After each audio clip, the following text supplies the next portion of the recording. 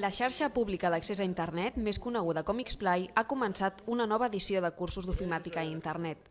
Amb totes les places ocupades en els 6 centres de formació, 240 persones estan assistint a les classes de diferents nivells, ja sigui per iniciar-se en el món de la informàtica o per aprofundir coneixements. Me he apuntado a este curso porque me gustaba mucho el mundo de la informática, tengo tiempo libre y siempre en casa tenía que estar pendiente de que mis hijos preguntarles cómo tenía que hacer las cosas, y de esta manera pues yo me siento más independiente de hacer todo lo que quiera por internet, que es una actividad que cada vez se hace más en todas las actividades de la vida. Yo es la primera vez que vengo al curso. Antes ni siquiera, no sabía que había curso.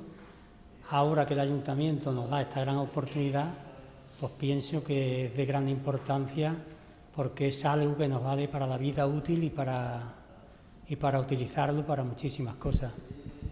O sea que soy de los que pienso venir hasta que esto se acabe. El hecho de apuntarme a estos cursos es porque no tenía nada de información sobre lo que es el ordenador.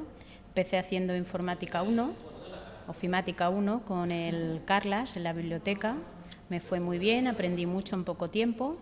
Decidí hacer otro, que cogí el Excel, que lo hice en Cambayori, también con Carlas, pero lo tuve que dejar a medias, me dio muchísima rabia, y este año que podía quise hacer otro. Me vaig apuntar perquè no sabia res d'ordenadors, i em feia il·lusió, i vaig pensar l'any passat en començar ara, i vaig venir els 3 primers mesos d'iniciació i després vaig vindre els altres 3 mesos de final de curs.